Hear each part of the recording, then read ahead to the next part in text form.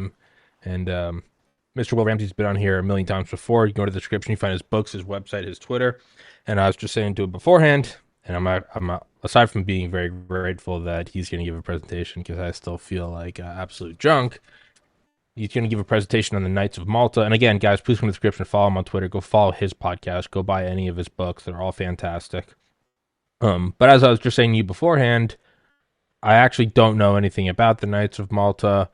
I really don't know anything about the nitty gritty specifics of all the different organizations, Club of Rome, Council on Foreign Relations. I've always just rightfully or wrongfully, intelligently or lack thereof, always just kind of clumped them all in and viewed it as some sort of the compartmentalization equivalent of, instead of a military secret special access program, more of like the power elite. And I don't know if that's right or wrong. I don't know if they can be considered horizontal or vertically related, but I've always just looked at all of them, and my gut instinct's always been like that's there to cause confusion and pay attention to the bigger picture. But that is the entire extent of what I know about the Knights of Malta, other than I don't know how to spell it. So I'm going to hand it over to you, Mr. Ramsey. How you doing?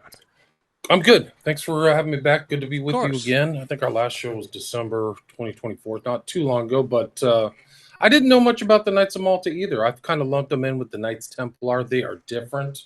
It's a different order, but I kind of became more interested when I started seeing some of these other people that are in the Trump administration with these interesting tattoos and insignias. So I figured this is Okay. something I should learn more about. I'd Absolutely. done a show on the Pilgrim Society, which is a very important group of kind of the Anglo sphere, UK and the US. But this is also something that's more Catholic, so it's kind of involves the Catholic Church, and but it is, I think, very much present day because of what's happening in the Holy Land. Understanding the Knights of Malta and some of this stuff is really, believe it or not, timely. This organization is not decades old. It's not centuries old. It's a millennia old. It Really? goes back, yes, all the way back to the 11th or 12th century in during the Crusades, and as long with other orders within the Catholic Church. So these is a kind of a military. They're known as the Hospitallers, so they take their cue from Saint John, right, John the Baptist, but they've gotten this name, the Knights of Malta, because their location ended up in Malta. For people who may not know the geography, Italy is that kind of boot that comes down into the Mediterranean. Then there's Sicily, just right to the left of it. I guess it'd be west of the boot. And then underneath that is a small set of islands. That's Malta. So that's how you get the Knights of Malta. It has 13,500 members now. But what is really interesting is so many of these people that are in kind of our social groups are either Knights of the Sepulchre or Knights of Jerusalem or Knights of Malta. So you have the counselor. I don't know if you remember Mary Ann Conway or Kellyanne Conway, Kelly, yeah, sorry. yeah. She was the counselor to the president under 2016 to 2000. The new one, her name is Alina Habas. We'll see pictures of her. Her father is a big time member of the American version of the Knights of Malta. So he is, like, you think his title is chancellor or something like that. I have pictures of him in my presentation. Kelly But and it does. sorry to interrupt. Kelly and Conway lived near my late grandmother, and when I would go and like babysit her in near outside of New York in like 2016, kind of look after her, she actually lived like 2 miles away, and you would see like convoys of just blacked out Suburbans with huge antennas and shit. Yeah, Well, yeah. So it's an important position. Like, I yeah, think she yeah. did a lot of media stuff. So this new woman who you'll see, she is in that position, and she's kind of networked with all these other people. But her dad, she's actually kind of interesting, kind of like a different kind of Catholic than what we would see in the States. Her father is a Chaldean Catholic, and this is kind of like an old designation before the kind of modern Middle Eastern nations were shaped. She comes from kind of a different ethnic background or something, almost like an Assyrian Catholic or something like that. Mm-hmm. So kind of survived Islam and kind of did that. Anyway, so he's a doctor in the United States. His name is, you'll see a picture of him in my presentation, but just to show kind of the present day meaning and why I think this is important. And for people to understand. And I have a very kind of neutral view. This is not something I'm like exposing like this is a paranoid, Yeah. like a dark group. They're actually very public. The Knights of Malta, you can go to their website and check them out and find out their people and do also. Maybe my presentations will increase their membership. I don't know. But Yeah. I do think it's just important to understand, especially the stark shift between Biden to Trump. These two totally different. Hegseth has a huge tattoo of the Knights of Jerusalem. He Mhm. has it on his like upper right hand chest, and he's friends with a lot of these guys. Another Knight of Malta is Eric Prince, if you remember Blackwater. Oh, okay. So that's a Knight of Malta, and we'll see that John Roberts, who is the head of the Supreme Court, who inaugurated Trump, Knight of Malta. You'll see pictures of that. And then just today, we have, well, this is actually just from yesterday. This is Marco Rubio, and I he saw is that in, last night. Yeah. yeah, he's in Jerusalem, Catholic. He's a Catholic. He might be a Knight of Malta. I don't know. They don't disclose their full membership list. You get kind of membership lists, but he's in front of the Church of the Holy Sepulchre in Jerusalem, and it's traditionally identified as the place of the tomb of Jesus. I think he's with either Greek or Catholic. Catholic. I think that's a wide variety of different Christian orders behind him, these men, just by the different in their Hmm. dress. So this is present, like this is going on. So he's in Secretary of State. He was in there to visit, I think, Netanyahu, and then they're negotiating in Saudi Arabia, right, with Lavrov about the Ukrainian war, hopefully drawing it down. So people should be in your prayers. Like, we want Absolutely. this to end. Absolutely. Want this to end. Dude, those drone videos just Oh, there's millions of people dead. It's a totally useless war, and it's Biden is some of those people in the other administration could probably be drawn up on war criminal you charges. know it's screwed when the guys I know, the Delta Force guys, the Praetorian Guard, the guys who don't think twice about doming somebody, you know it's screwed when they say this is a senseless war and these young men are losing their lives. That's how you know it's dark. Because these guys they're not pussies. They don't, they're like, hey, the world revolves around war. When they're saying this is useless slaughter, that's what gives me pause. I think it was actually, I'm so cynical and I understand the nihilism that I think it was their intention to depopulate that area and No, that I 1,000% dominated. believe that, and I've talked to not the Delta guy. I've talked to some special forces guys about that, and that they entirely believe it's to destroy that It's all area intentional. as well Destroy as that Europe. Yeah. population. Yeah. Well, yeah, Yeah. no, that That makes sense. specific genetic stock they're trying to delete. Yeah, I mean it's really horrible. So this is Alina Habas. You see her in the Oval Office. So this is very recent stuff, January 2025. This is her on inauguration. So this is the counselor to the president, whose dad is a member of the Knights of Malta. There's Roberts, Knight of Malta, at the inauguration. You can see him here on the right, being inaugurating Trump and the family. So I think that's very interesting. And there's kind of a tie on. It's not full. I don't have my presentation fully time ordered, but I think this is an interesting guy. He recently passed away in 2020. His name was Virgil C. DeChant. He was from the U.S., but it just shows this overlapping kind of power structure within the Catholic Church of these guys who aren't just Knights of Columbus. This is a really interesting guy. I don't think you'd ever see him on a news piece or anything like that, but he's a very talented, accomplished man. But you see his honors. He had 16 honorary degrees, named a Knight of Sovereign Military Order of Malta. That's the Knights of Malta, right? The shortened version. A Knight of St. Gregory the Great, the Grand Cross of the Equestrian Order of the Holy Sepulchre. That's what Marco Rubio was in front of, right? The Holy Sepulchre. Knight of the Grand Cross of the Order of Pius VI, the highest honor granted to Catholic layman. The time of his death, Deschamps was serving as a consigliere at the Vatican City State. And so, kind of like among maybe conspiracy circles or hidden power, parapolitics, there's the three kind of big power centers, which is DC, City of London, London and Vatican, and the Vatican. yeah the big And it is in, yeah, and the City of London, and people maybe before our time, but the Bank of England was very powerful. It lost power, kind of that its authority after World War II, in kind of going along with the general decline of the British Empire. But that City of London was, I mean, all of these people came out of London. I mean, it's really incredible when you look at how many people are associated with the city of London. Gandhi was a lawyer who was through one of the Inns of Court, through this place that's modeled literally the Temple Church in the city of London is modeled on the Holy Sepulchre and was founded by a guy who was from Jerusalem in the 12th century. So these people are drawing this kind of really old Yeah. connections back to the Holy Land.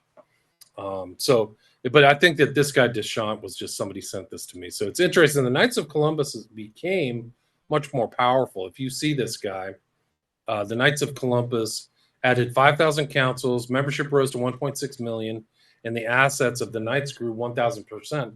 They have like market power. So like their life insurance, people don't know how life insurance works. The money gets pooled in. It's kind of like an endowment for like a exactly like a big like a big Ivy League. Yeah, but this one's big, like billions and billions of dollars. So that's kind of interesting. Somebody sent me something. Another Knight of Malta is Al Haig. If you remember Al Haig, we'll see a lot of names if you're familiar with American history. But Haig was also a board member of MGM and approved the film Red Dawn. So this is the involvement in culture creation. So some of these bigwigs are literally involved in creating culture, and Red Dawn was a real anti-communist. Anti-communist Wolverines kind of propaganda element, war film. So it's kind of interesting. So Al Haig, this is one of the Rothschilds, and you'll see this distinctive sign of the Maltese cross. It's called the Maltese cross. So he's wearing a very prominent, it's red usually. So he's part of it. And a lot of these guys, the Rothschilds are a powerful group, but they grew up as kind of bankers and servitors for old landed families in Europe. And you'll see some of these names in this presentation, depending upon how much time we got. But we can get really in detail. But some of the names you'll hear that might sound familiar: Turn and Taxis, Saxe, Coburg, Gotha, Habsburg, Corsini in Italy, really famous families in France, England. King Charles III, the current king, is a member of the Knight of Malta and has Maltese connections. So does Pete Thiel, believe it or not. Okay. I don't know if he's a Knight of Malta, but he wants Maltese citizenship. So I would assume that he knows that. He's actually good buddies with Eric Prince. And that whole stuff that goes on with Palantir is military applications. 100%. So that makes 100 trillion percent. Yeah, and they created Lavender, the AI system that the IDF's been using for the last year and a half, 2 years. I think another one, Hello Daddy, or some stuff. Yeah. Where is AI Daddy? killed about 6 famous chefs. Andre's Spanish name I can't remember, but Really? they blew them away. Yeah. And it was, it didn't hit the mainstream news, of course. Just another Knight of Malta. These two brothers and sister, their dad, Casey and Callie Means, they're around. Another really famous or infamous member of the Knights of Malta was Jimmy Savile. I've done a couple shows on that guy. And you'll see him if you can't. You may not be able to see in this, but this is Pope John Paul II, I believe, 2012. But you'll see the Knight of Maltese cross on the chest of Savile there. You kind of can look in there. And then he kind of has the Maltese. I think it's red and white, which are their colors, but I think that's what he's wearing as well. But he was, I think, a witch. I think it's fair to say a male witch or a warlock. He was an evil man. Yeah, like almost incomprehensible. Almost, if it was a character in a movie, you'd say it was a little campy. Yeah, he took it to the most extreme thing, like amazing. And there's very interesting hand signs he makes. I have to dig up my old files on Savile, but you'll see kind of overlapping things, initiatory hand gestures that are almost like Masonic, but I think they came out of the Catholic Church and kind of drifted into occultism. But you'll see that here. But he, for people who don't know, Jimmy Savile was buried facing east at 45 degrees, which is how a witch gets buried. So you can go look up. You can just Google his casket right now. And he basically is telling you he's a witch or whatever you want to call it, a warlock or anything. One of the interesting things about the Knights of Malta is kind of its legacy through the Renaissance. And one of the more famous things in Malta, in the Isle of Malta, is this kind of beheading of St. John the Baptist by Caravaggio, who was also a member, who had an interesting life. And we'll see pictures of that later. But here's Charles III as a member. They've had like some open kind of frictions between themselves and the Pope.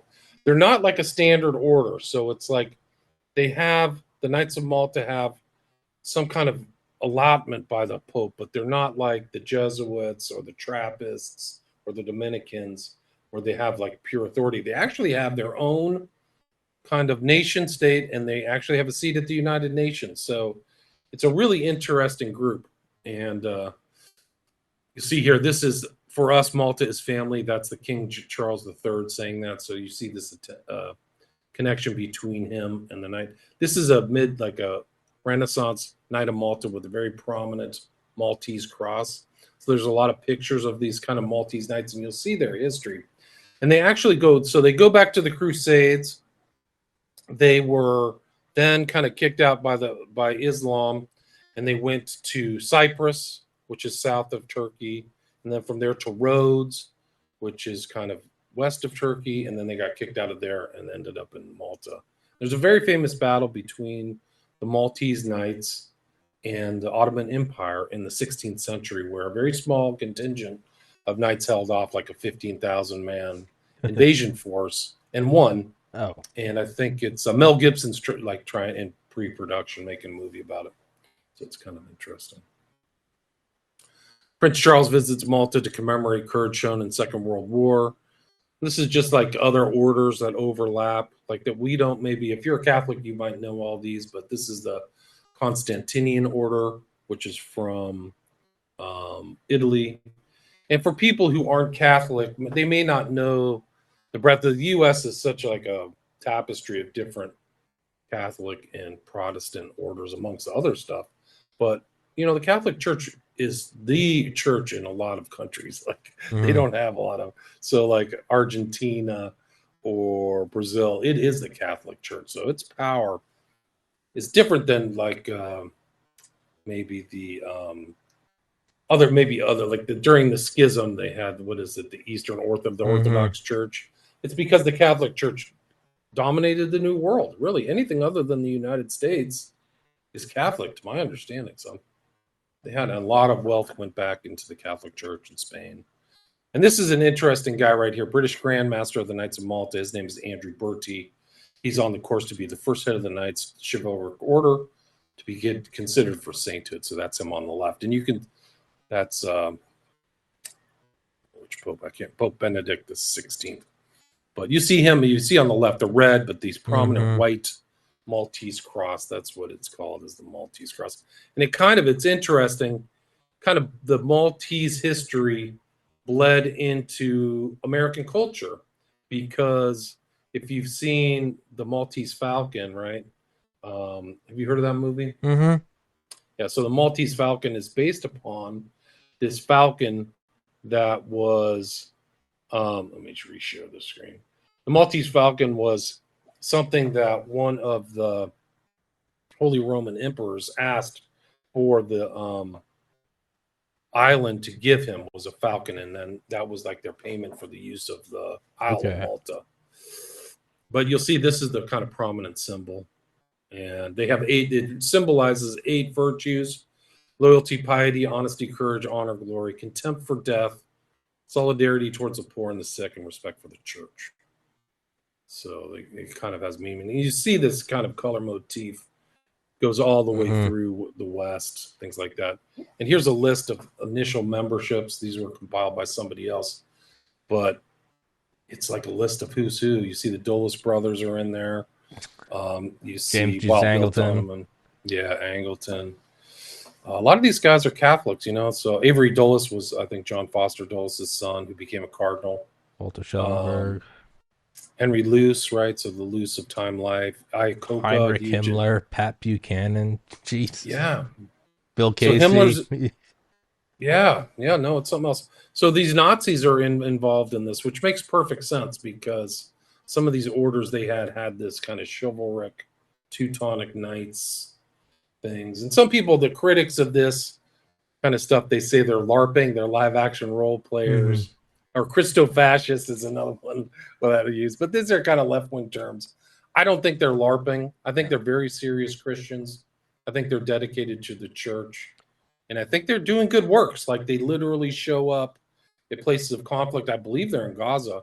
They show up and actually, give people food, and they're part of this kind of thing. Sure. So that's their majority. The other thing is, it's like when I did the show, I haven't done it with you, but the show on Pilgrim Society, we have kind of public diplomacy. So we know the secretaries of state, right? So like Marco Rubio's going travel there. But this is kind of like private diplomacy, Sure. where all these guys are in here and still communicating. It's not above board. It's not necessarily really furtive or sinister. It's just that they're friends in a different network. Sure. Informal kind of back room. Yes, yeah, exactly. Tip O'Neill, if you are Mhm. from J. Edgar Hoover. Massachusetts. Yeah. Good Lord. Juan Perón, the Peronistas. So this is like international. Franz von Papen was kind of a rival for Hitler. Frank Sinatra. So it's Frank Sinatra.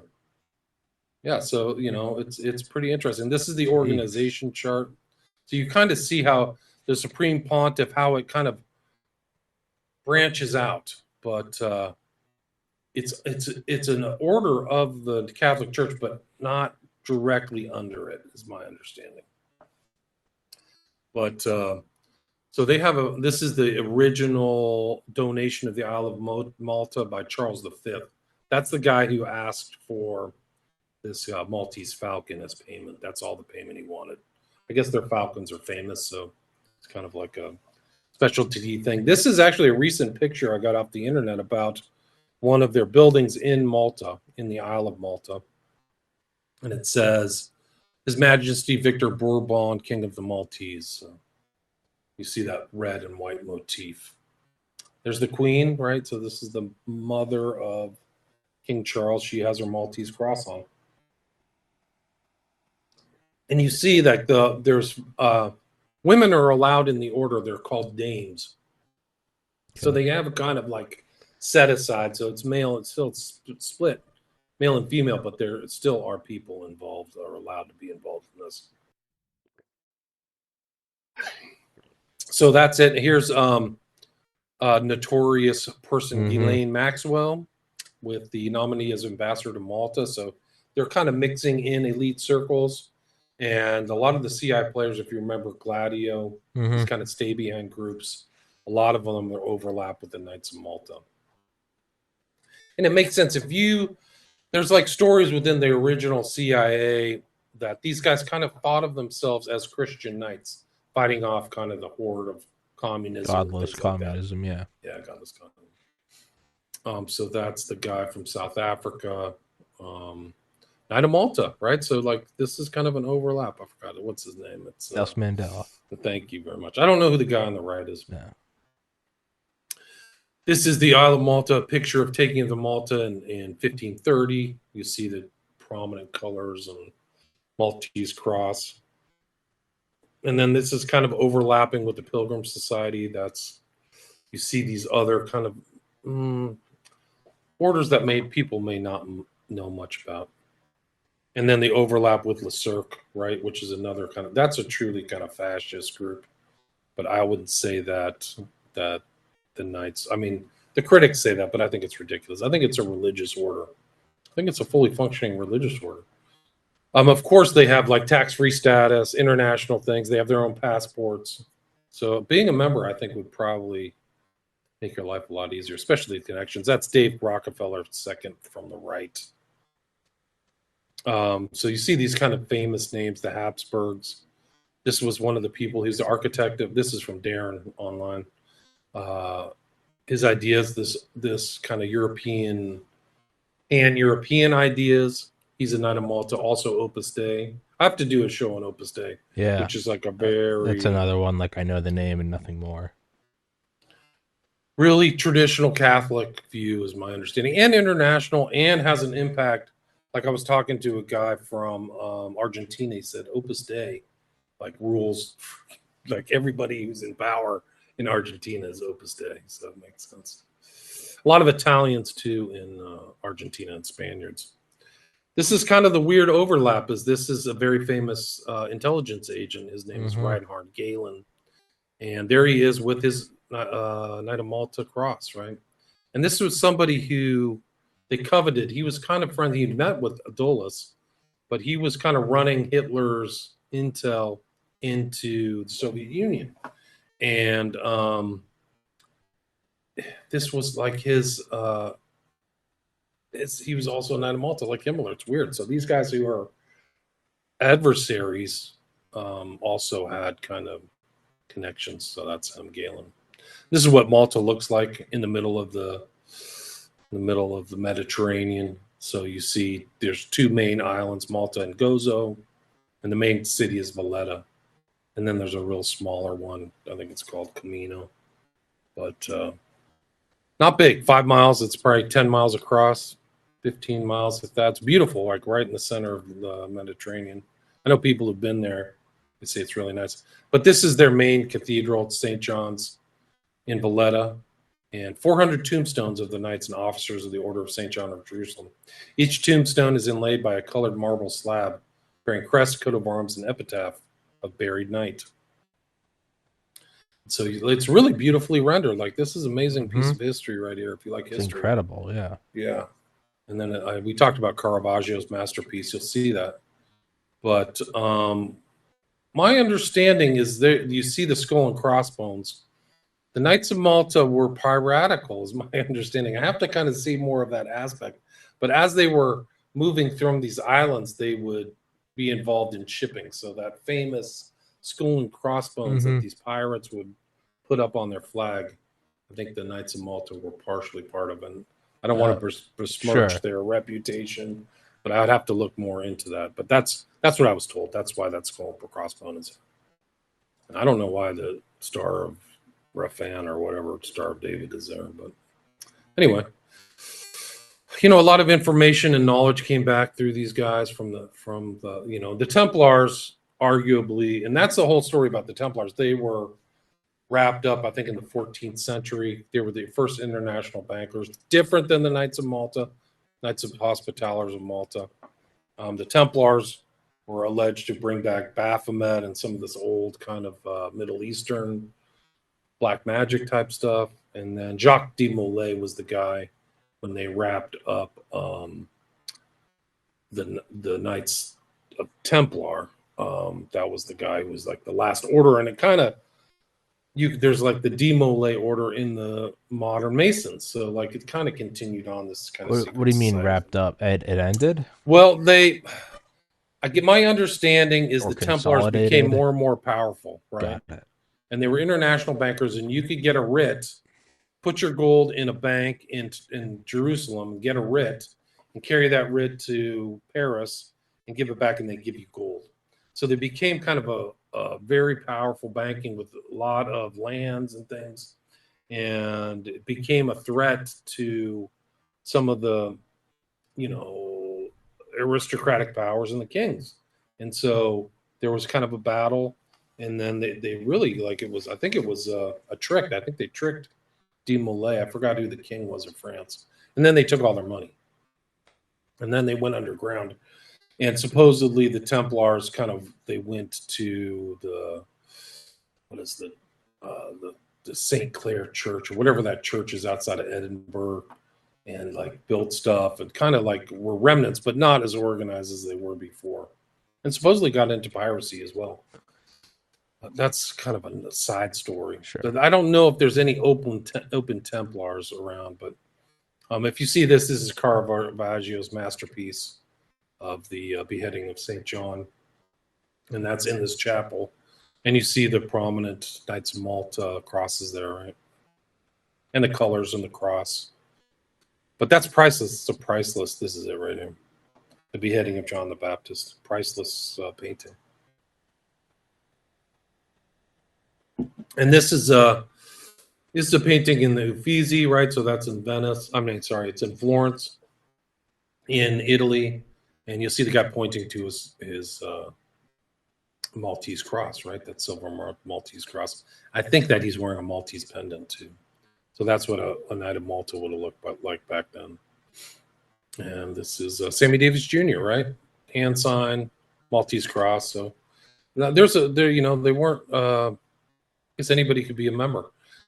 It didn't seem to be very nasty racism or something like that. So they kind of bled into this kind of movie. I forgot the Umbrella Corporation was Yeah, I don't part know of what movie it's from. I know zombie the movie. term of like Umbrella Corp is just kind of like your fictional catch-all for just big evil giant Yeah. megacorp. But I So didn't. you Yeah, see these colors here. that's the sign though. Yeah, that's it. So it's a Jeez. zombie movie. So then we talked about this guy, Virgil, whatever his name was. But this is another one. This is Patrick E. Kelly, Supreme Knight of the Knights of Columbus, and then being admitted into the Order of Malta. So at that same church, he's probably in Malta right now. So these guys are very serious.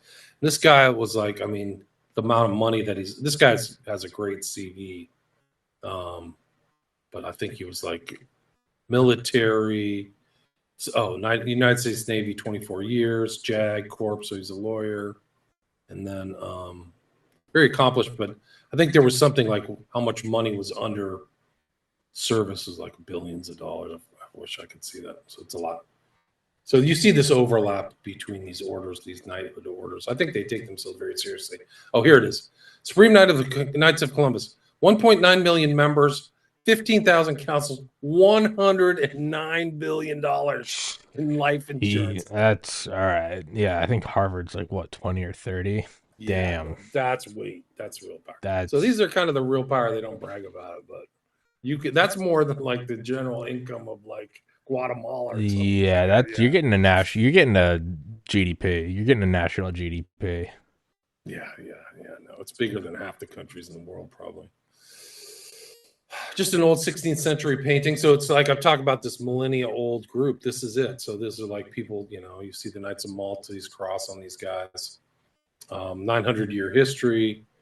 So the full name, I think, official name is the Sovereign Military Hospitaller Order of St. John of Jerusalem, of Rhodes, and of Malta. So it's a lot of words. And then this is the current head. It's a guy from Canada. He's making this hand gesture over his breast. That is meaning to other initiates that he's initiated. So he's been initiated somewhere. I don't know if it's the Knights of Malta has a standard initiation. I suppose they do. But he's kind of telling the world he is. And you see the prominent Maltese cross around his neck, shoulder, and then in the background, I believe that it's St. John baptizing Christ. Mm-hmm. So famously, we must do this to fulfill all righteousness, right? John Dunlap is his name. 66. This is fairly recent, 2023. First professed knight from overseas. So you see him on the left here. So they do a lot of this stuff here. So it's St. John. And there's mimic orders. And I think that's kind of a problem in the Catholic Church is some of these guys want to create their own orders. Maybe they can't get through to become a Jesuit or a Dominican, so they make their own fake stuff.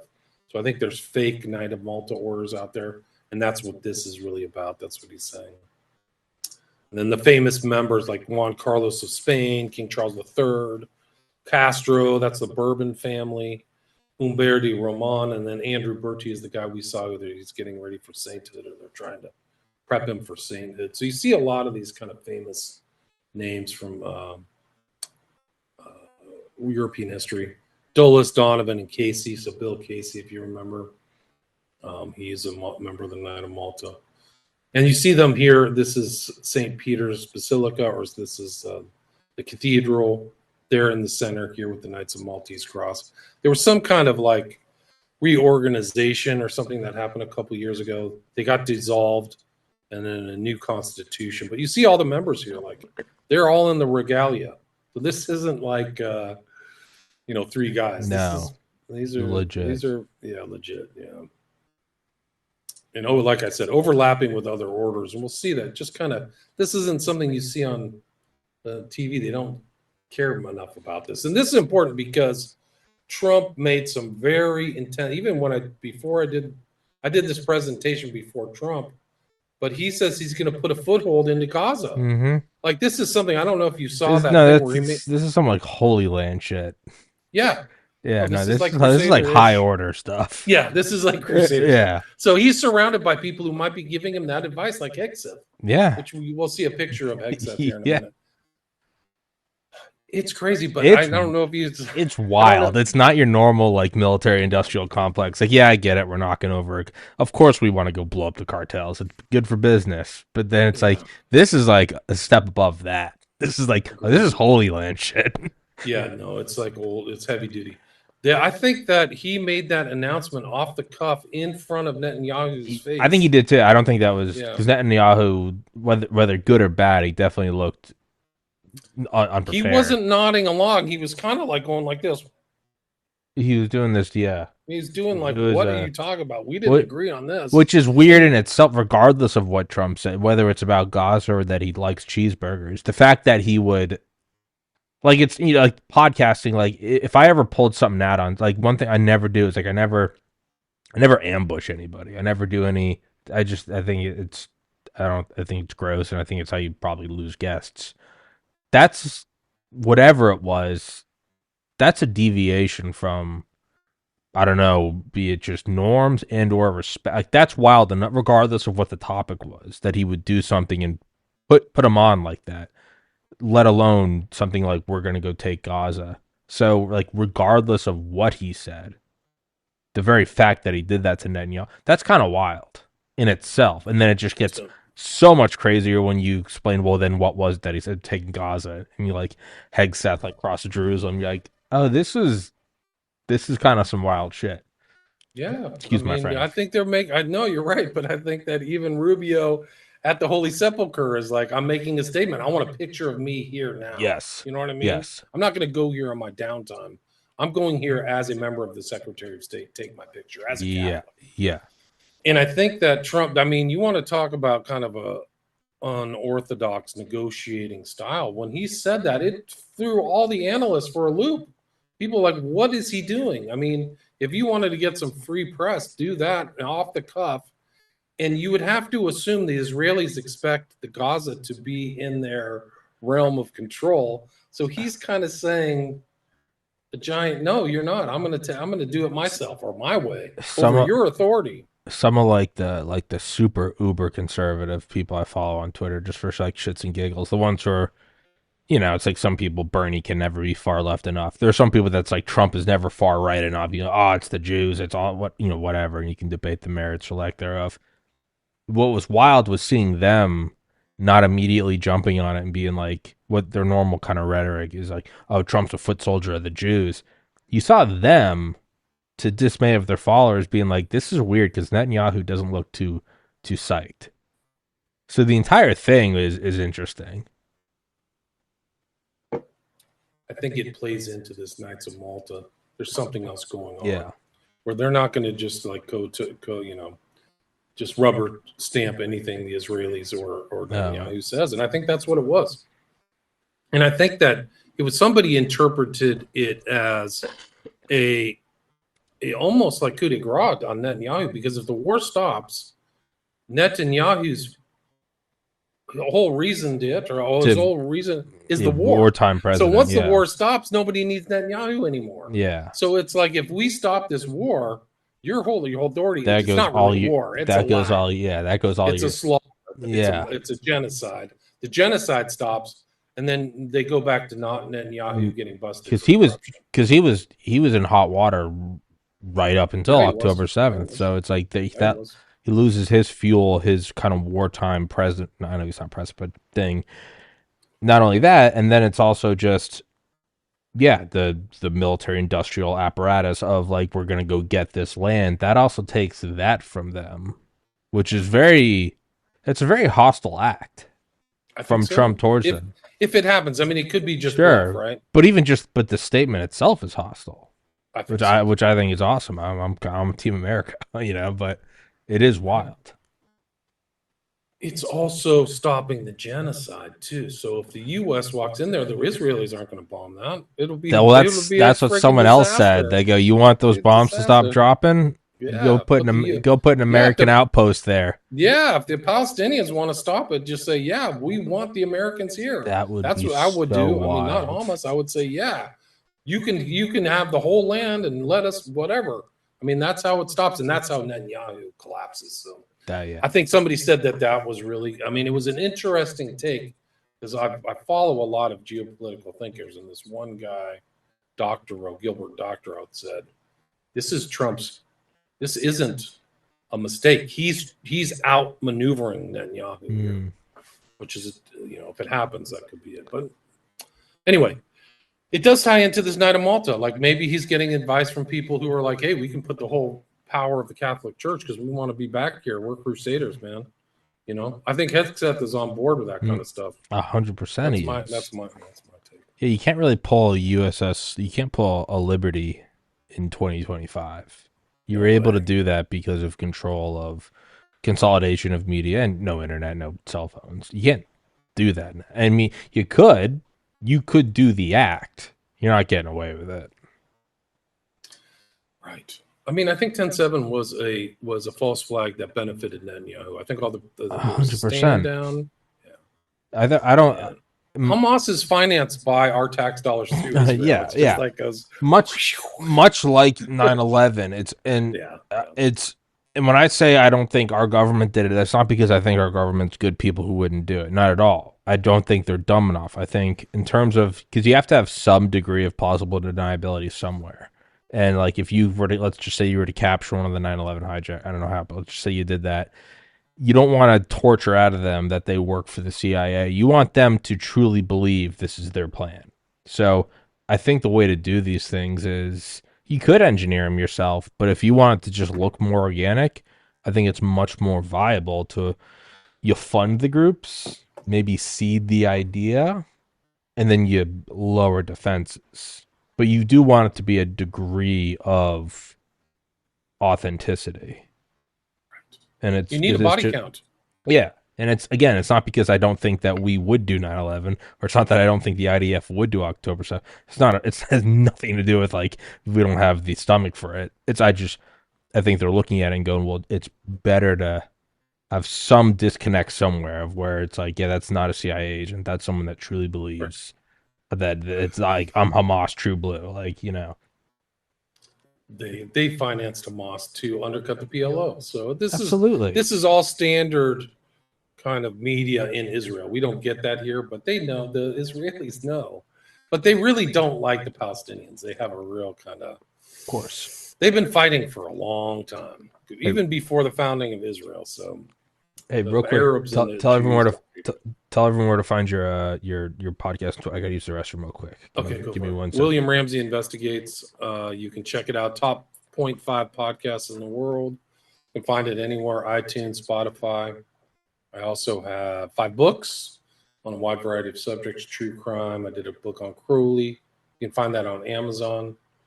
And I have 5 documentaries on my Patreon. You can watch those for free.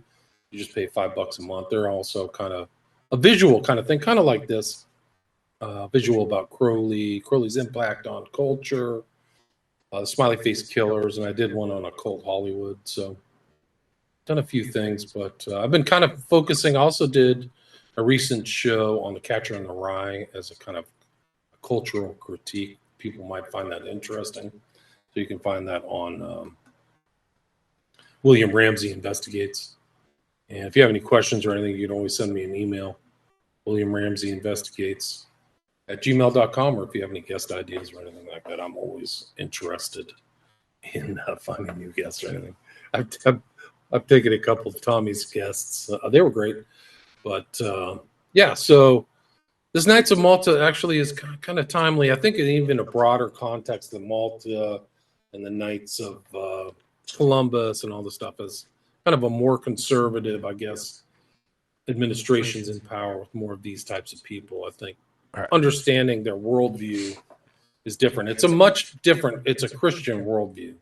I think maybe not Trump, but certainly the people around him are all pretty much intense, I would say, Christians generally.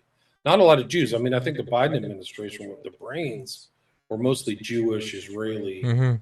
and so this administration's not like that. And Trump's kind of, I know that he studied some Kabbalah and stuff like that, but I don't know if he really comes out as he's made statements that God saved his life in July Yeah. 2024, which probably is true. Yeah. No, But I was talking to my buddy last night. It's 1,000%. I have so many atheist friends who have actually turned to God in the last 6 or 7 months because they go, I've never had in my life been able to Occam's razor my way into a point where I go, the simplest example and the most likely explanation is that it was God. Like I've never been able to do that before. it's incredible. It's an incredible change, even in this change in administrations. Like we were close to the world ending. Like I don't think You, people understand that. if that hit them, So civil war breaks out at best.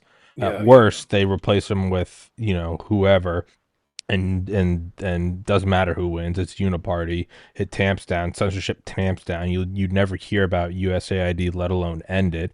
We'd escalate in Ukraine. We'd escalate in Gaza. We'd escalate in Taiwan. The border would keep going, and then eventually civil war would pop off as people realize that you're in a zero sum game now, and every second you don't act, you're going to lose more. It was the end of the world.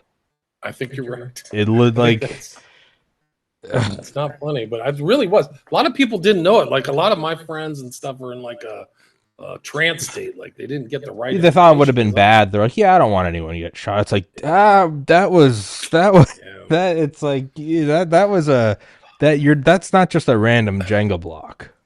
That was the block. Yeah, no, it really was because Yeah. he hadn't announced a vice president yet, right? So it would have thrown the Republican Party into a chaotic tailspin. Like it was there. I mean, Yeah. it's really incredible. Like we lived through incredible. We are in a times. timeline that Yeah, we're in a timeline that infinite numbers of timelines talk about around a campfire in a bombed out building. They go, what do you think it's like in the universe where it didn't hit them? We're in that one. yeah. I mean, It's incredible. yeah. It's really incredible. You should thank God, and That's there should be like a huge statue of. I'm not kidding. A huge statue of Putin literally somewhere in every the day. center of the country that he didn't try to, bomb the U.S. Like we're bombing. We in the for people who don't understand, Ukraine is just the front. It's an intermediary before other powers. We installed this coke-headed fool Of in course we did. 2014, and all this stuff is U.S. power. It's not European. Europeans are subservient to the U.S. Yeah. So the U.S. policies of these evil people who ran the country and let people in and rape your kids and rape women and steal all your money. Ukraine This is all- Cuba, except it's not 90 miles of ocean. It's land that's touching. Yeah. So it's not. This isn't the Cuban Missile Crisis. This is the Florida Missile Crisis. These are it's so stupid. I mean, I keep saying that people whoever's doing this stuff, they want them dead. They're greedy. There's some of the Biden administration was full of some of the worst people since the Nazis. And it's not stupidity. It's not stupidity. No, it's not stupidity. I think competence. They did intentionally. It is. Yeah, it is. I mean, there's truly no. I don't know. It's like this is like they're evil. They're all they're evil. pure evil. There's Science, who's really running the show behind the scenes, and Sullivan, and there are Obama's people that involved get in there. There are people that get accused of being evil that I go, that person's not evil. They're just kind of a piece of shit. They're greedy. They're, whatever. A bad husband cheats on their wife, but they're not evil. They're super alpha, whether it's an athlete or a politician. Like, that's just like a super testosterone guy that is probably not a good dad, but he's probably a good general, whatever. There's that. And then there's evil. Yeah. Where you go, yeah, they're making money. That's not why they're doing it. They're doing it because their eyes are black. Yeah, they're evil. They've already made enough money. They've made enough money. They control that. They don't need it. They literally make the money. They don't need to make money. They make the money. Tommy, there's hundreds of billions of dollars missing. Do you see last night they said 4.7 trillion in untraceable transfers from the Treasury. In California alone, there's hundreds of billions of dollars missing. The public doesn't understand. Yeah, they haven't fully seen the kleptocracy and all of its malevolence at this point yet. Once they do, there will be a reckoning, and it's going to be, how can you have a nation when a significant part of it are stone cold criminals? Like, these are not evil criminals. Like, they filled the freaking cemeteries in Ukraine full of young men's bodies without ever saying sorry. Without blinking. Victoria Nuland hasn't said any sorry.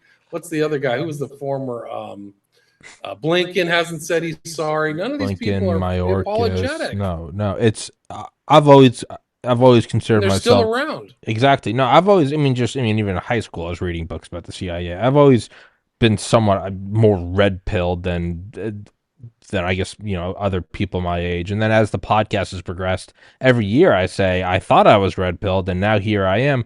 Even now, in the less than 30 days since Trump's been inaugurated, even now, I look back to just 2 months ago and go, yeah, I figured that there was like U.S. funded propaganda.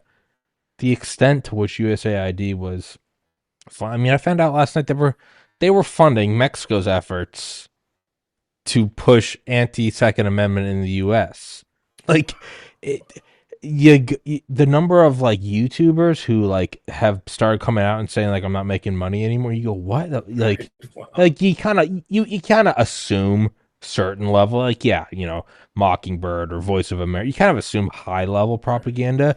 You find out that they were funding the lobbying, or they were funding the grants to like Amazon movie studios that would get a kickback or a tax break to push more LGBTQ in Lord of the Ring. Like, you start, I am shocked. Just culture creation and You all this just stuff. I always assumed like, yeah, they're probably infiltrated. I didn't the extent.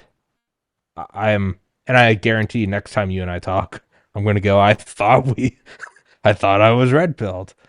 Can you imagine them just totally gaslighting people for that long about how much, like, Soros is getting, his ability to screw up the whole system was paid by our tax dollars. Yeah, it Like, wasn't that's even incredible. his money. So all of these horrible prosecutors in main cities and things like that destroying the culture and the civilization were paid by our tax dollars. Like, San Francisco is where I grew up, and they've destroyed the downtown part of the city It's through this gone. USA. Yeah. It's full of drug dealers and people from Honduras that threaten the cops. Like, I'm going to kill the cops. And Yeah. there's like mob shootings and Third just world crazy stuff shithole, that never yeah. existed.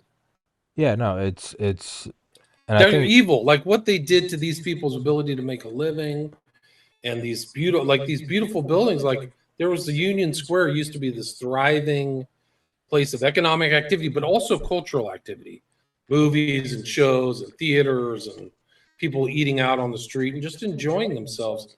It's all gone. and It's all, I mean, the decimation of it, the total annihilation is like destruction of culture in general. what's It's intentional, and then incredible. Like, you just would never believe that would have happened. And it's a beautiful, like, the natural terrain of San Francisco it's is incredible. world class. Yeah, yeah.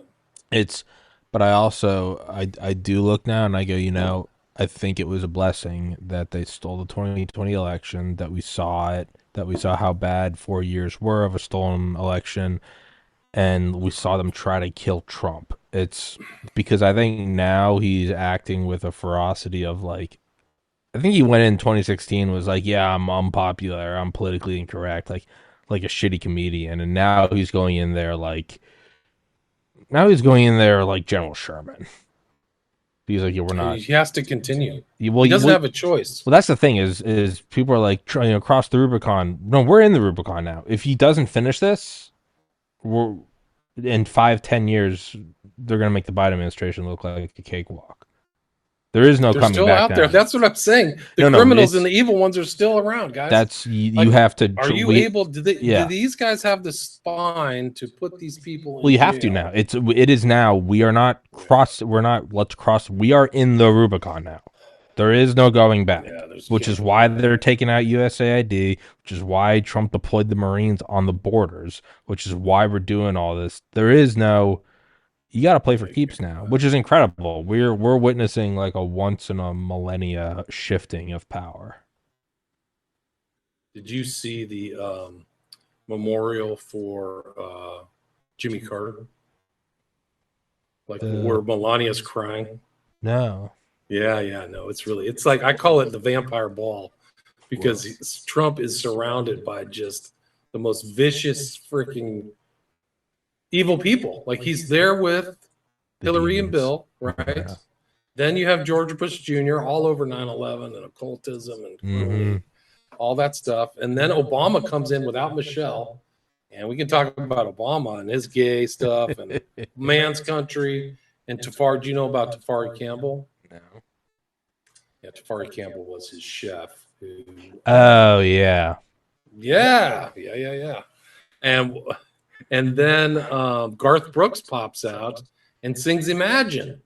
Like Imagine is not a Christian song, by the way. It's by Lennon.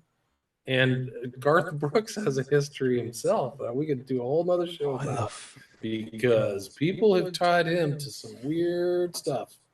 And we can do the name of Riley Strain, but he was in town. Like it's interesting disappearances of people who end up in water, much like Tafari Campbell. You're booked on Smiley Face, right? Exactly. Very good. It was a vampire ball all around Trump. And Melania, you could just tell her face. She could not compose herself, which to her credit, she's like, they tried to kill her husband. Right. Yeah, I'd be a little upset smiling too. And guffawing and you all gotta. It's a weird game of like you all gotta smile and play nice. The highest stakes chess. And interestingly, side thing is that Carter, when he died, he was put over this Jerusalem cross. Blue Cross of Jerusalem, yeah. Right. The same one Hegseth has. Yeah. Shit, I completely forgot we're doing this. Yeah, keep going. Yeah, sorry. No, all this stuff is coming together in weird ways. Okay. Knights of Malta Grand Priory meeting 2023. So this is still going on, the regalia.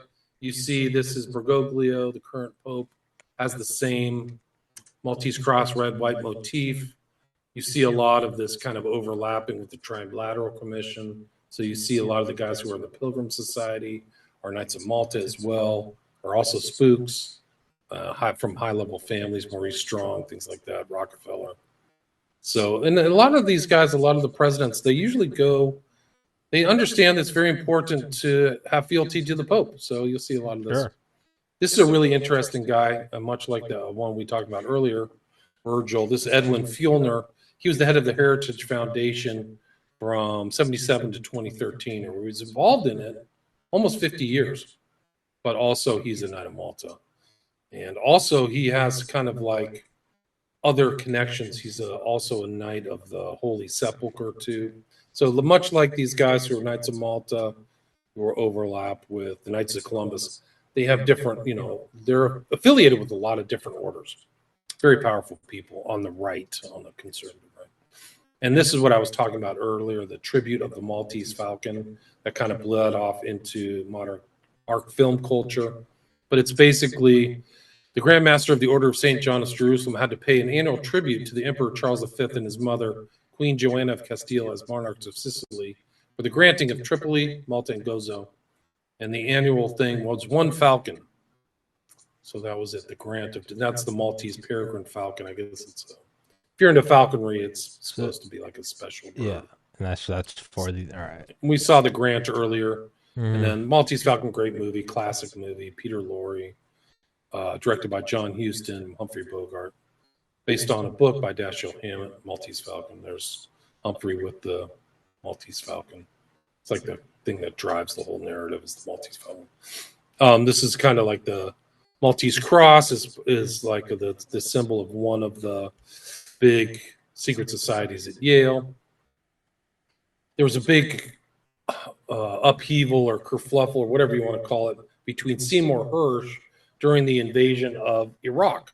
And there was an article, it was Seymour Hersh, The Knights of Malta and Me. It was about a talk he had where he was saying that all these guys who were involved in the Middle East were also kind of gung-ho crusaders. I think he's right. But it was JSOC, Joint Special Operations Command. Yeah. Stanley McChrystal. Hersh described an attitude among a large percentage of JSOC personnel as being anti-Muslim and driven by a crusader mentality.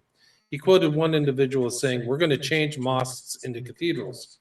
That's an attitude that pervades, I'm here to say, a large percentage of the Joint Special Operations Command. I've read So that this before. Yeah. it's just Yeah. kind of just a rubber stamp in time of like, I think this is 2011. I think it was Qatar. He gave a speech about it, and it also involved Opus Dei. Yeah. So it's probably one of the best known journalists in American history, Seymour Hersh. So yeah. Well, Eric that's why Prince on, he's the one that said that. Sorry, he's the one that said the Nord Stream thing, right? And everyone was like, yeah, he's done Nord "Cy." Stream. He goes, They were he's like, been, "Cy Hirsch is a far right." It's like, oh, yeah, go, it's a total go, joke. shit in your hat. A Cy lot of his Hirsch is far far right right. stuff is, yeah, the Cy, left just, I get yeah, using that as a blanket, whatever you're doing that yeah. to Cy Hirsch. Far, oh come on. He's Jewish. God, it's such a joke. His entire history, Um, though, was just like the antithesis of like George Bush. yeah. Anyway, God. Anyway, yeah. Yeah, Cy Hirsch just goes all the way back to Miley. If you remember the Miley Yeah, massacres. no, he did all this Yeah, stuff. yeah, He's that was, I think, where he got what's the award? Not a Pritzker Award. He got Pulitzer, one of the no, journalist of awards. Pulitzer, not Pulitzer, Pulitzer. Pulitzer, thank you. Yeah, I don't know why I can't remember that. Anyway, here's Eric Prince on RT. This is 2014. He's saying he's the Knights of Malta, and he discusses the Knights of Malta tradition he followed under Bill Donovan. Back when we could get Russia Today. And so these are another list of knights: Prince, Baron Schmitz, Rupert Murdoch. We've done Casey Haig, Donovan, Federalist Society. Leonard Leo is kind of an unknown guy, but in the legal community, he's very well known, and he's installed 5 kind of conservative Supreme Court justice. The smart ones are conservative. I think that's objectively the truth. That's not my political opinion. That's some of these left-wing ones. you ever seen They're stupid. you ever seen the like the number of words spoken for justice? It's just No, but I probably know the outcome. I can assume. well, the bottom's Clarence Thomas, and it's like nothing, like on average, it's like not, and it goes, and it's just hilarious because it's just the higher up the top half, it's just all women. Just like Wow, so they're doing all the talking. That's funny. That's funny. So here's they are Knights of Columbus. The guy on the far right looks familiar to me for some reason, but this I think is also St. looks like a young Peter's. Rumsfeld. Yeah, maybe.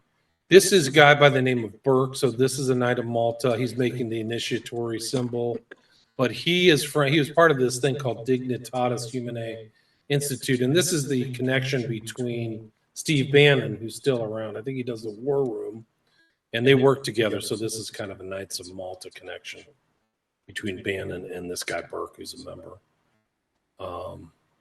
And then this is Alina Habba. We talked about her earlier. She's, she does all these kind of, I think she was representing him in some of the civil cases, but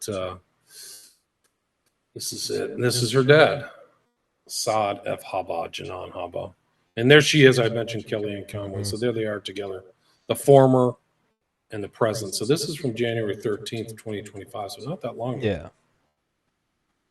There's her dad with the Knights of Maltese cross, and this is his American Associated Knights of Malta, Chancellor Saad F. Habba. So he's in the governing council currently.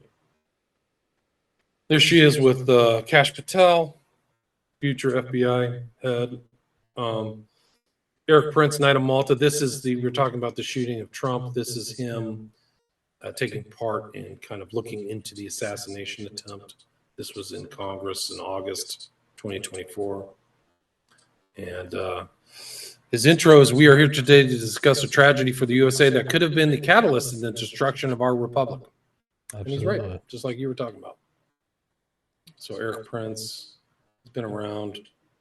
This guy Sean Ryan, I don't trust at all, but he was on that show. And then we talked about Seymour Hersh. But then this is another kind of interesting order. It's not the Knights of Malta. It's not the Knights Templar.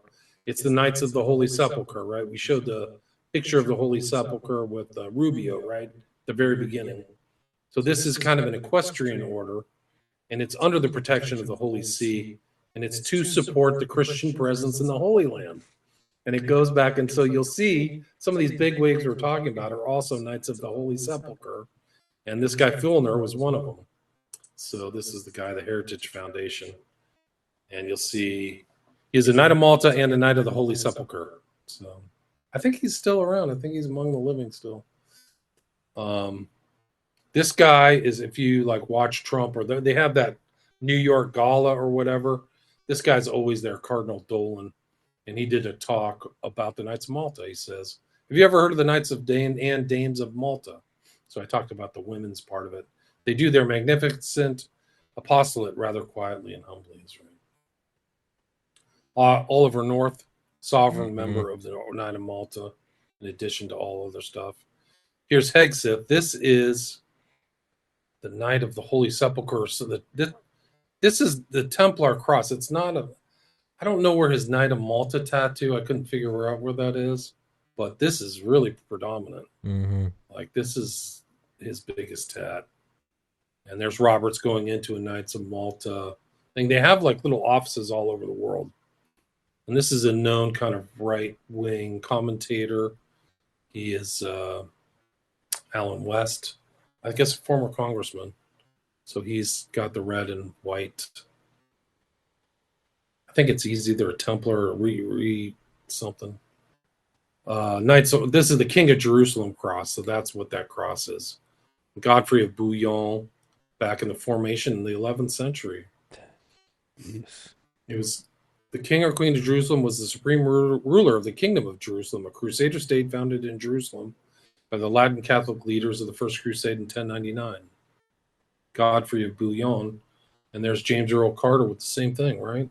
So we just saw Carter and this Hegseth character, who's now our Secretary of Defense, King of Jerusalem cross, right? Pretty similar. I don't know. Mm-hmm. So James Earl Carter, 100 years old. Crazy. Amazing long life. Just like there's Ireland has 850 years of the Order of Malta, so they go all the way into Ireland. There's ambassadors here. There's also this overlap with Teal and Eric Prince are friends, but Teal is a member on the steering committee of the Bilderberg Group, which I think is interesting. So here they are. Facebook founding director Peter Thiel and pal Eric Prince funded Cambridge Analytica data scam, which is kind of like that. Bannon was involved in this too. So you see this nexus of all these guys doing kind of right-wing online propaganda, I guess you could call it, influence nudging, whatever you want to call it. So you can go in deep. Eric Prince is one of the top donors to the PAC that paid for Cambridge Analytica's work for the Trump campaign. Peter Thiel, major U.S. political donor, is said to pursue Maltese citizenship 2022. So he's wanting to become a citizen of Malta. It's different than becoming a Knight of Malta, which he may be. I don't know. But notorious Eric Prince is advising Trump from the shadows. I think he's been doing that forever. Mm-hmm. There's other famous people who are Knights of Malta. This is Douglas Fairbanks. He's at a Maltese ball in Palm Beach. So they do have kind of social meetings. This is Philip Fairbanks with his Knights of Malta cloak or cape, I guess.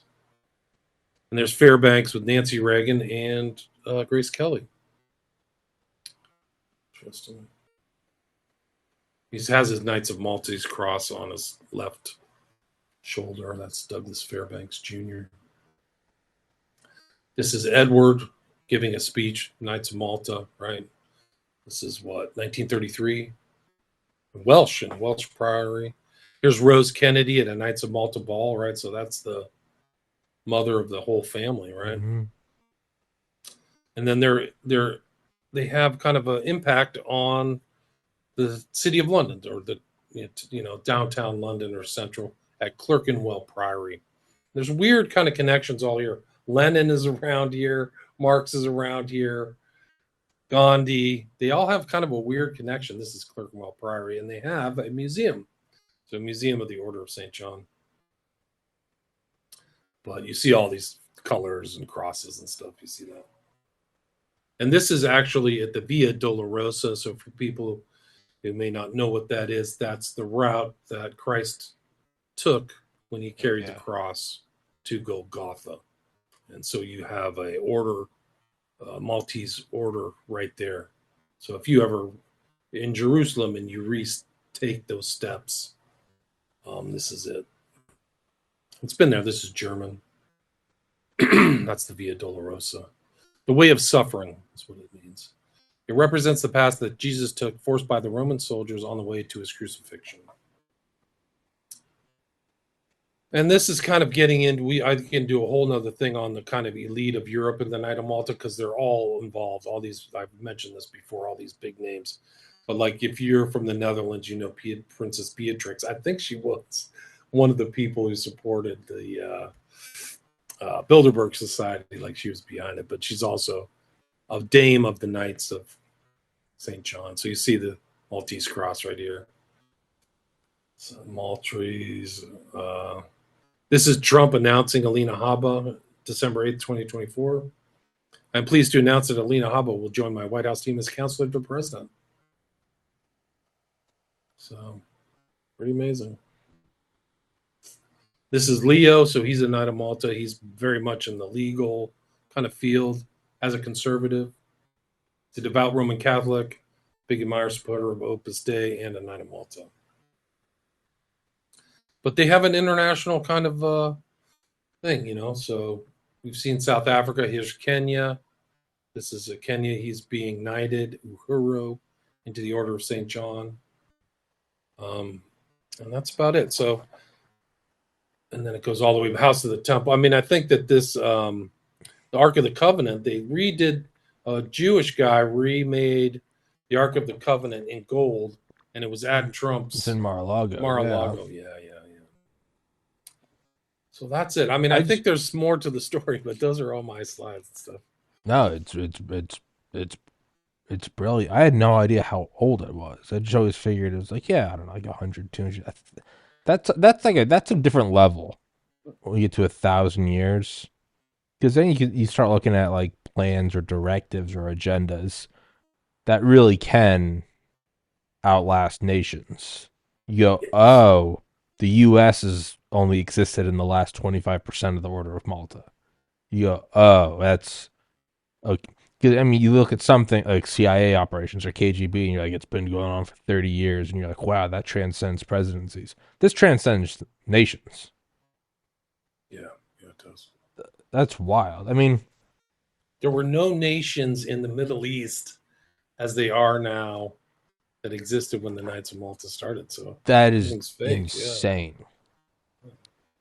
Yeah. So how do we? I'm just in your research. How do we know like when it definitively started? Like how do we? I mean, I'm sure it's in their like bylaws or history or whatever, but I think it was because it was an offshoot of this Crusades, the first Crusade. So I think if you even went to Wikipedia, it would tell you kind of either the 11th or 12th century. I don't remember offhand. It does kind of make you think in the same way that how much easier it'd be to, pull off propaganda just, 30s, 40s, 50s, 60s. It's objectively easier. There's only so many news stations. There's a gigantic financial barrier to entry in starting a news station, getting access to the airway. There's no internet. There's no fiber optic cables. There's no cell phones and Wikipedia and texting and Facebook. So it was much easier to silo information, which is why, it's not that people were stupid back then when you're like, oh, they bought the propaganda. No, there was no access to anything else in the same way that our descendants will look at us like we're stupid. Going back even farther, because this starts to go, it's like, oh, is this, pre-radio? It's like, no, this is pre-printing press. Right. You could, then it's like, how many people can even read, let alone printing press? It's like, how many people, like, when was the mass still in Latin? And it starts going so far back that it's hard to truly grasp the power of these things. I mean, if they look powerful now, and there's pictures of people visiting these places all over the world, it's very difficult to even wrap our heads around what they were like 1,000 years ago. And I think an example would be, adjusted for inflation, when you look at Carnegie and Rockefeller, they're close to like a Bezos Musk now, like 300, 400 billion. A wild thing, and I think Tim Dillon actually pointed this out, is you have to look at, it's crazy enough, you have to look at the percentage of the economy that was in GDP. If you adjusted for that, That would be the equivalent of, I think they calculated it'd be the equivalent of Elon being having like 11 trillion right now. Wow. And then you start to understand the Gilded Age and the power of Rockefeller and the power of Carnegie. I think it's hard to really appreciate the weight of these, even just being able to take the writ and go get gold somewhere else. We don't think much of that now. It's like, yeah, you go to a bank. Doing that 500 years ago was, that was some kingly stuff. And then when you think about, there's no Cy Hirsch back in 1450. There's no like my breaking expose on the, the occult. No, you don't see any of that stuff. And if you do see it, you're killed and no one asks a question. Man, it kind of starts to, it puts the world, I think, in it, for me at least. You understand how these things happened. It was a lot easier to pull off nefariousness or good, but I mean, tend to drift towards nefariousness. I think you're right. I think they had a grip on information. They had informational Mm-hmm. monopolies, really, Mm-hmm. and I think that that's very powerful. That monopoly is broken, if not, minimized. It's totally different just because of what you and I are doing right here, right Yeah. now. Like nobody, I don't think, has done a presentation of Knights of Malta, as far as I've known. Like I haven't seen it online. So If you and I did this 300 years ago, it would be in a pub somewhere looking over our shoulders, hoping we don't get yeah, stabbed by that guy who's been trailing yeah, with us. the scroll, like you wouldn't believe this. There's all 300 Yeah. guys, And then I but wouldn't then know. they, I wouldn't even know if I'm like, is he telling the truth or is he a misinformation agent, and vice versa. You don't. right, Versus right. now, it's like we're just talking about and just speed of light, just and it's just out Like I there said, now. I'm not like this isn't a presentation where I'm saying these guys No, are there's all no bad there's no news. thesis. It's just Yeah, yeah. I'm just saying exists. yeah, It's amazing. It's a piece of history. yeah. It's like Dan Brown's, Da Vinci what is Code or it, Da whatever. Vinci Yeah, Code or something, like real life. Like they're carrying on the Crusader tradition. And just like I mentioned, the CIA and all these guys, they have this kind of mentality, and I think that mentality is in the Trump administration now. yeah, Whether Trump has it or not is up, not what I know, but I think that Hegseth and Prince, who's in there, and some of these other, and you can argue that it's like a teal group too. Like sure. so many of these people are Vance are all associated with teal. So what are they talking about in their downtime if they're all hanging? Like they all know each other. Yeah, what are they Like talking about even in a what skiff? Yeah, you're on Rumble. That is yeah. A Vance Teal, yeah, property in Teal. yeah. So just Yeah, you gotta wonder what. Yeah, there is. I know for me at least, I always kind of make assumptions of like modernity, and therefore there are no more like crusades or religious minds. Like the people that do that are like Taliban coming out of a cave, and it's like no, they just know not to say it publicly. But it's like there isn't a, just because we have aircraft carriers and satellites, it doesn't mean that all of a sudden we're just not doing the crusades anymore. It's like, yeah, they're still. right, What do you think they're talking about in the skiff? I mean, and if these right, guys are part of this and or faithful, you got to imagine they're looking at Trump and going like, "Oh, that was a sign that we're supposed to do this. This is our mandate right, from heaven." I right. don't even know if they're wrong. This is like your presentation. This isn't even me pro or con, just observing. It is the story is not the end of history. It is very much so No, unfolding in a no. turbulent manner. Francis Fukuyama's probably like hiding in shame He's somewhere. I probably don't like, know man, what. I Really really, shouldn't have titled that. Should have man, said this chapter's ending or something like that, it's right? that's like a bad golf hit. He's like, I really shanked that. It's the end of history. You don't know, man. Maybe somebody should give him a mulligan. Yeah, Like he should do a second edition with a different title. How about something like yeah. I that? think you Like, could save it. Say I was. It was that was wrong. yeah, oops. Yeah, yeah. Um, That's just. Oops.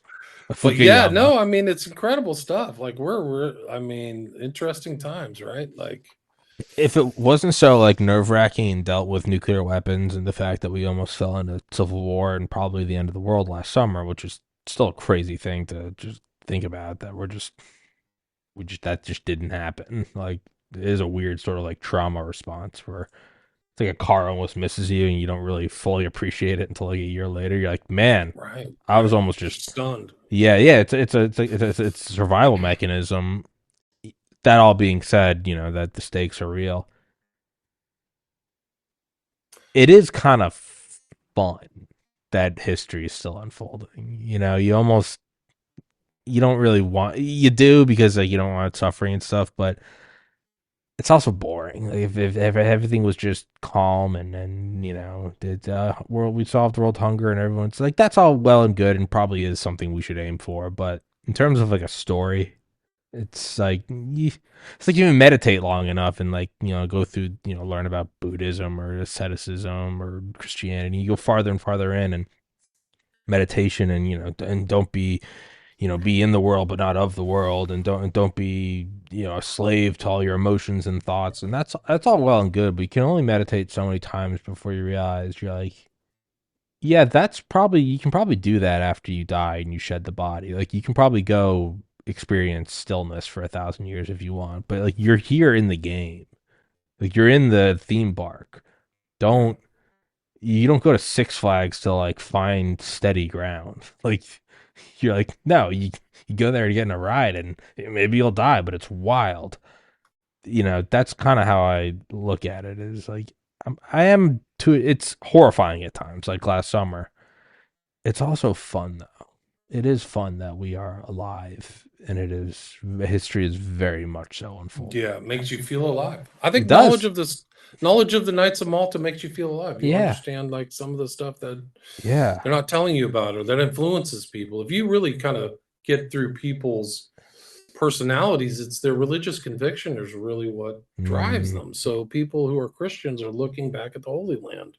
They know the Holy Land. So all eyes are on Jerusalem and what's going on there. So it makes perfect sense. The whole world really, I mean, it's hard to believe it's so obvious, but this one little piece of land, this one book went, after 2,000 years, the Grand Commission. yeah. And now this book is gone from all the way to Kamchatka, to Alaska, to Argentina, all over. And all these people have these ideas now, whether good, bad, or negative, Sure. or Catholic, or Protestant, or Orthodox, or whatever. But now, 2,000 years later, the earth is full of 8 billion people. And they're all looking back at this place where there's incredible events taking place. It's People are talking about the third temple. I just read again, they're going to do yeah. the red heifer sacrifice, like. It's like if you were a fly on the wall in like the Pentagon or something. You it's like which one. I'm not saying which one's objectively right or wrong. I'm saying which one's more interesting. You just see them talking about stability in this region or removing an aircraft carrier, or do you want to hear them talk about like, or do you want to see them like turn the lights off and light candles and all put up their hoods? I'm like, I kind of want to see the second one.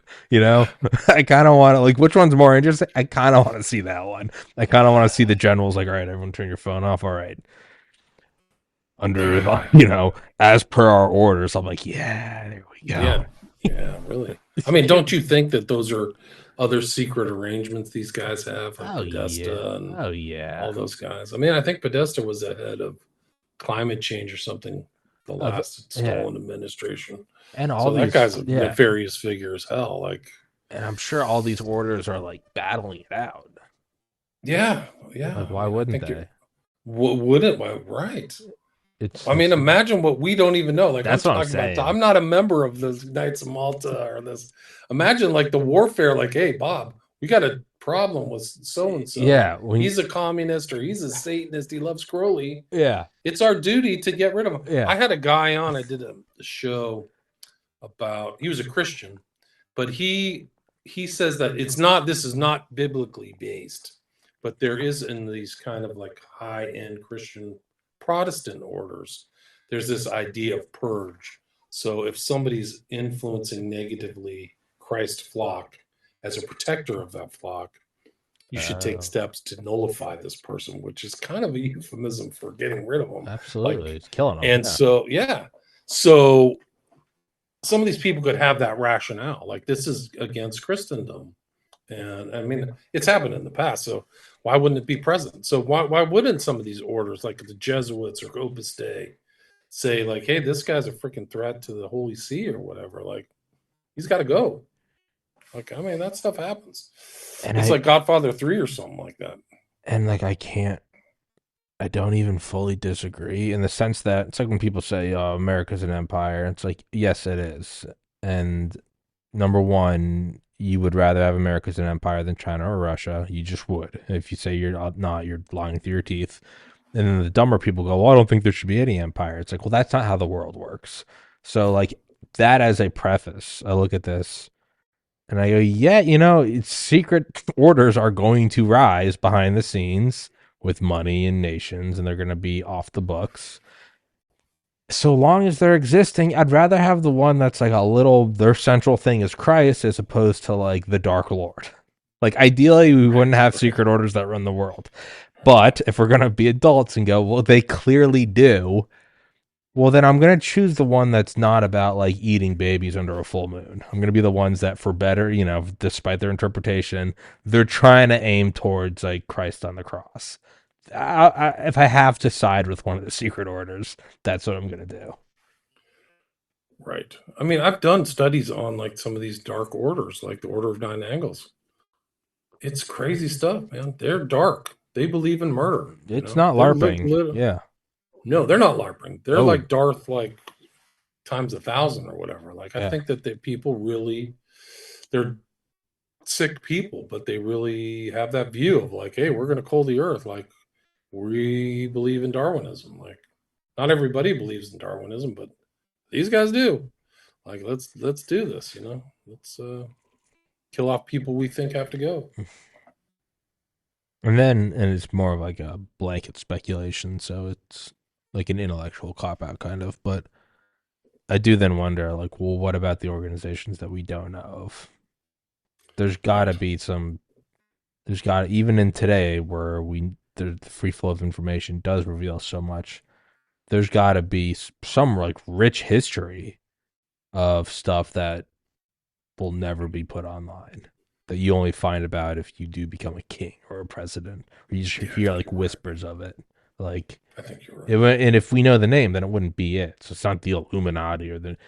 There probably are things where it's like, yeah, this has been going. This one existed. There's probably a whole secret history of like there was this sect that existed from 10,000 BC to 3,000 BC, and then this one took over, and it's been running since then. And all these I'm almost things, yeah, positive. Yeah, like the Hashashin that came out of Persia, yeah, that existed. There's historical things where these assassins went after crusaders and killed them. yeah, So the crusader history has this thing of like this guy came out of nowhere and stabbed, yeah. Saint Joseph in the throat and killed him. Like those things happen. I don't think maybe it's around. I don't know if it's around, but I think you're right. I think there are. I mean, I can talk to you offline, but like I've done, Oh shit. unfortunately, a lot of research into the occult, and I think that there's a group that is super deep within the occult that doesn't have like an overt name, like they won't No, even mention it in public. Yeah. I'd absolutely love to talk offline about that. Do you want to do that? Let's do it. Yeah. All right. Well, let's wrap this up. All right. All right. Well, everybody, thanks for watching. Let me stop Recording recording here. stopped. Oh, no, I can't leave the meeting because you're still here. Let me stop